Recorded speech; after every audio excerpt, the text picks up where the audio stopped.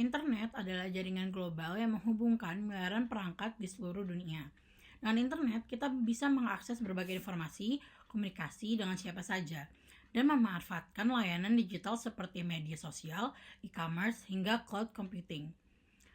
Sementara itu, intranet adalah jaringan pribadi yang hanya bisa diakses oleh pengguna tertentu dalam sebuah organisasi atau perusahaan. Intranet sendiri sering digunakan untuk berbagai informasi internal, komunikasi antar karyawan, serta pengolahan dokumen dengan tingkat keamanan yang lebih tinggi dibandingkan internet publik.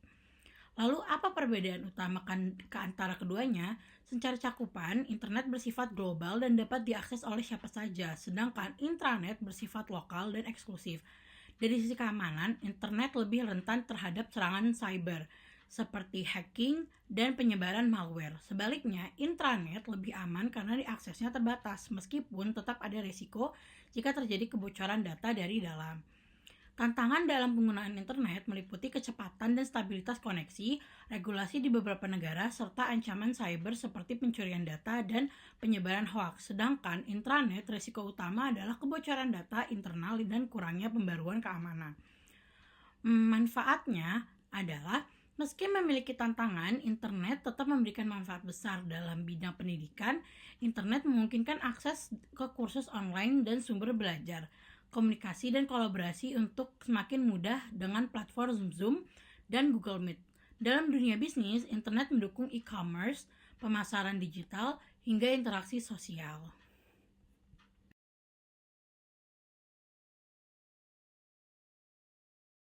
Di dalam dunia digital, menjaga etika dan keamanan data bukan sekedar kewajiban, tetapi juga kunci kepercayaan pelanggan.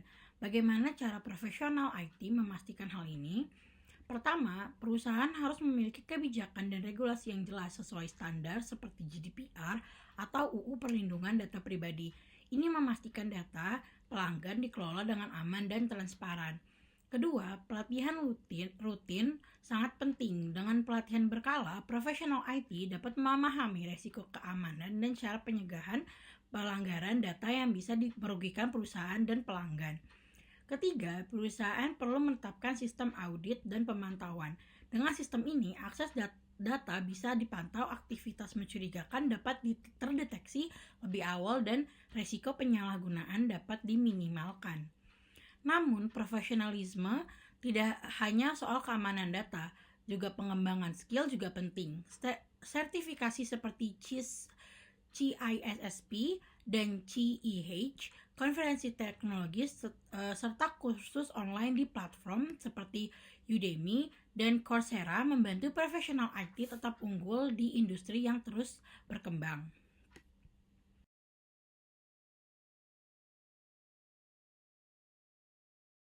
Tahu nggak sih bahwa setiap departemen dalam sebuah perusahaan memiliki sistem informasi khusus untuk meningkatkan efisiensi kerja? Ini yang disebut sistem informasi fungsional.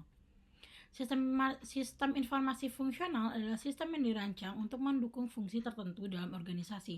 Sistem ini tidak hanya membantu dalam operasional harian, tetapi juga mendukung pengembalian keputusan yang lebih akurat dan cepat. Pertama, sistem informasi akuntansi dan keuangan membantu perusahaan mengelola transaksi, laporan keuangan, dan analisa keuangan. Dengan sistem seperti SAP, Oracle Financial, dan QuickBooks, perusahaan dapat memantau arus kas dan membuat keputusan strategis.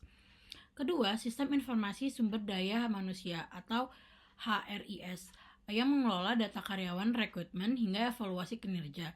Sistem seperti Workday, Bamboo HR memungkinkan HR untuk meningkatkan produktivitas dan memastikan kesejahteraan karyawan.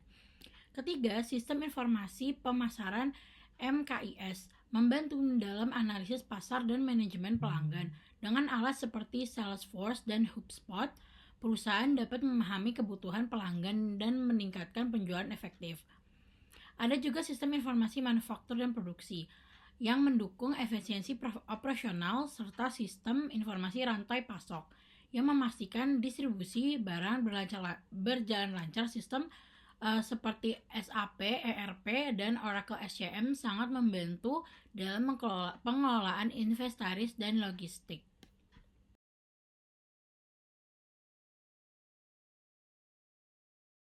Dengan berkembangnya teknologi, kecerdasan buatan atau AI semakin terintegrasi dalam sistem akuntansi dan keuangan.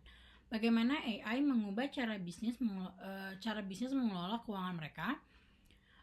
AI memungkinkan otomatisasi tugas akuntansi seperti pencatatan transaksi dan rekonsiliasi rekening. Dengan teknologi Robotic Processing Automation atau RPA, kesalahan dapat dikurangi dan efisiensi meningkat.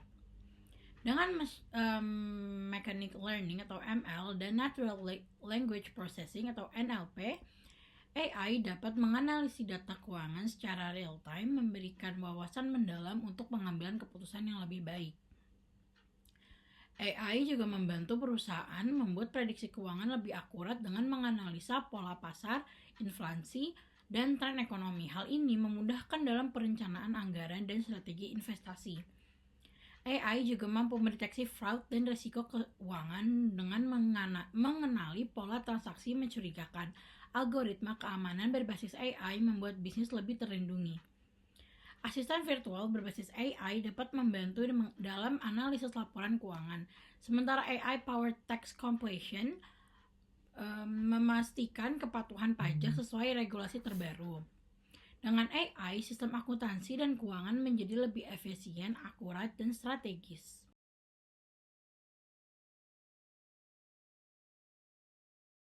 Ketika menjual produk, perusahaan bisa menggunakan konsep penjualan atau konsep pemasaran. Apa sih bedanya? Konsep penjualan berfokus pada menjual sebanyak mungkin menggunakan promosi agresif dan teknik persuasi. Contohnya perusahaan asuransi yang gencar menawarkan produk lewat telemarketing. Sedangkan konsep pemasaran berorientasi pada kepuasan pelanggan. Perusahaan memahami kebutuhan pasar lebih dulu sebelum menawarkan produknya. Contohnya itu Apple yang selalu berinovasi berdasarkan keinginan pengguna. Lalu pemasaran juga bisa dilakukan secara online atau offline. Online marketing menggunakan internet seperti media sosial, SEO, dan iklan digital. Sedangkan offline marketing mencakup billboard, event, dan iklan TV. Contoh kasusnya itu misalnya kita ngambil perusahaan kosmetik Something yang meluncurkan produk baru. Untuk online marketingnya mereka beriklan di Instagram, di TikTok, dan bekerja sama dengan beauty influencer dan mengoptimalkan SEO-nya. Untuk offline marketingnya mereka mengadakan event peluncuran di mall, lalu membagikan brosur diskon dan berikan di majalah kecantikan. Dengan strategi yang tepat, bisnis bisa menjangkau lebih banyak pelanggan dan meningkatkan penjualan.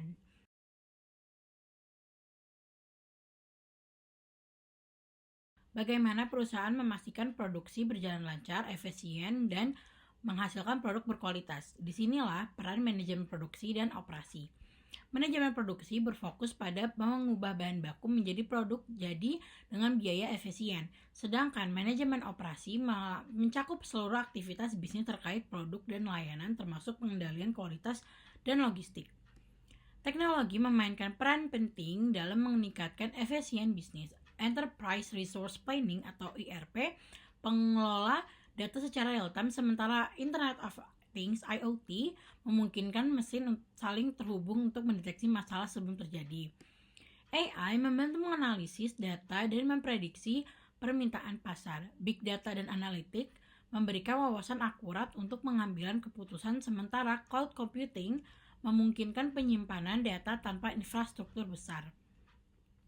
Robotic Process Automation atau RPA mengotomatisasi tugas berulang, meningkatkan efisiensi produk, sedangkan 3D printing mempercepat inovasi dengan pembuatan prototipe yang lebih cepat dan hemat biaya.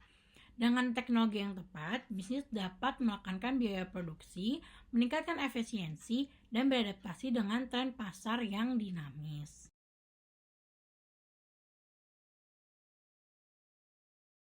Agar produksi berjalan lancar, perusahaan harus mengelola berbagai unit kegiatan dalam manajemen produksi dan operasi. Unit utama dalam manajemen produksi mencakup perencanaan produksi, yaitu untuk menuntun menentukan apa yang harus diproduksi dan kapan. Lalu pengendalian persediaan itu memastikan stok selalu optimal tanpa pemborosan. Lalu ada manajemen kualitas yang menjaga standar produk tetap tinggi. Pengolahan SDM memastikan tenaga kerja terlatih dan produktif. Lalu ada pemeliharaan peralatan itu untuk mencegah gangguan produksi akibat mesin rusak. Lalu ada manajemen rantai pasok, yaitu mengatur aliran bahan baku hingga produk jadi. Lalu kesalahan dalam produksi bisa berakibat fatal seperti perencanaan yang tidak akurat, pengolahan persediaan yang buruk, lalu kualitas produk yang tidak konsisten dan kurangnya pelatihan karyawan, serta pemeliharaan mesin yang kurang, dan rantai pasok tidak efisien yang membuat pengiriman terlambat, lalu kurangnya inovasi. Manajemen produksi yang baik memastikan proses berjalan lancar, minim kesalahan, dan efisiensi perusahaan yang terus berinovasi akan selalu selangkah lebih maju.